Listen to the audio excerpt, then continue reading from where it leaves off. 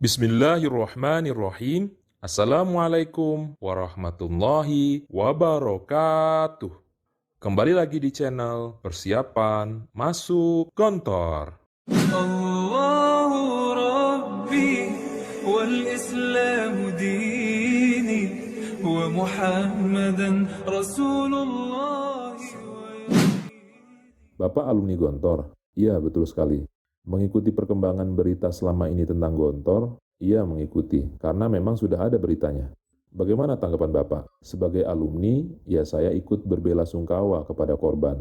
Bagaimanapun juga, beliau sudah masuk dalam keluarga besar PMDG, Pondok Modern Darussalam Gontor. Dan itu bagi kami sudah sangat cukup untuk menjalin keakraban ketika kami sudah keluar nanti. Meskipun dia junior atau senior, ketika kami menjadi alumni atau alumnus yang pernah mondok di Gontor, maka secara otomatis akan ada ikatan persaudaraan keislaman yang kuat di antara kami. Tentu sebagai saudara, kami juga merasa sangat kehilangan, sama seperti keluarganya. Kok bisa terjadi seperti itu, Pak? Apa ada pembiaran, tidak ada pengawasan, atau mungkin ini sudah menjadi tradisi di Gontor? Di dunia ini apapun bisa terjadi. Dalam keluarga kecil saja, kakak dengan adik juga bisa terjadi pemukulan. Baik itu sengaja ataupun tidak, sama dengan di Gontor dan pondok-pondok yang lainnya, apalagi di sekolah-sekolah umum, selevel SD aja banyak kok yang melakukan penganiayaan sesama mereka, apalagi jenjang yang lebih tinggi, SMP, SMA, dan seterusnya. Lantas apakah kita bilang itu terjadi karena pembiaran, tidak ada pengawasan, atau bahkan menjadi tradisi di sekolah tersebut? Jawabannya pasti tidak. Tapi semestinya hal tersebut kan tidak terjadi, apalagi di lembaga pendidikan yang terkenal dengan disiplin tingginya kayak Gontor. Berasrama dan terstruktur gitu, Pak. Benar, semestinya memang tidak terjadi. Oleh karena itu, Gontor sudah secara resmi menyesali terjadinya hal yang tidak diinginkan tersebut. Bahkan Gontor sudah secara resmi menyampaikan akan secara terbuka dan transparan mengikuti proses hukum yang berlaku. Tidak ada yang ditutup-tutupi, semua bisa bekerja sama menyelesaikan masalah ini sampai tuntas. Dan saya kira itu sudah jelas apa yang disampaikan oleh Gontor.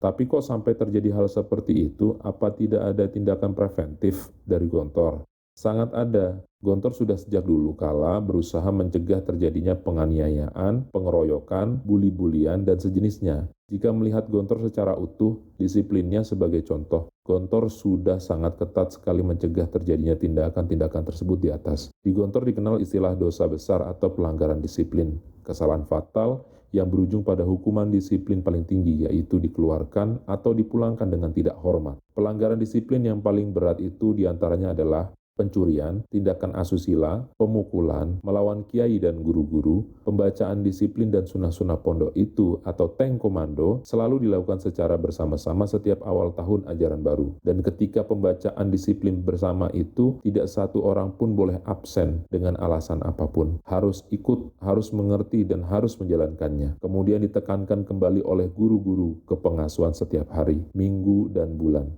Di asrama santri, intinya setiap waktu diingatkan supaya anak-anak bisa mengerti, memahami, dan mentaati disiplin-disiplin keras yang berujung pada pengusiran atau pemulangan kepada si santri itu. Di samping kesalahan ringan tentunya, dan itu sudah jelas bertahun-tahun penegakan disiplin itu tidak pernah pandang bulu. Anak siapapun yang melakukan, bahkan anak kiainya sekalipun akan terkena penegakan disiplin tersebut, dan itu sudah sangat banyak sekali setiap tahun yang kena disiplin tersebut. Itu artinya Gontor tidak pernah mentolerir, apalagi membiarkan terjadinya kekerasan dalam pondok. Namun meskipun aturan dan disiplinnya sudah sangat jelas, dan hukuman kerasnya sudah ditegakkan, bukan berarti Gontor sudah bebas hal-hal semacam itu. Pasti ada kejadian dan akan terus terjadi pelanggaran disiplin apapun bentuknya. Anda bisa bayangkan, berkumpulnya 4.000 sampai 5.000 anak-anak yang sedang tumbuh bersama dalam satu lingkungan pendidikan. Pasti akan ada gesekan di antara mereka dengan berbagai macam bentuknya. Dan ini juga bisa terjadi dimanapun. Lembaga pendidikan model bagaimanapun, baik itu pondok, pesantren, atau sekolah-sekolah umum manapun, bahkan sekolah-sekolah yang muridnya hanya kisaran ratusan orang, bahkannya lagi di lingkungan keluarga kecil antara adik dan kakak sekalipun pasti ada ribut dan gesekannya. Namun sekali lagi Gontor sudah memberikan arahan, batasan, dan aturan yang sangat jelas, melanggar dikeluarkan.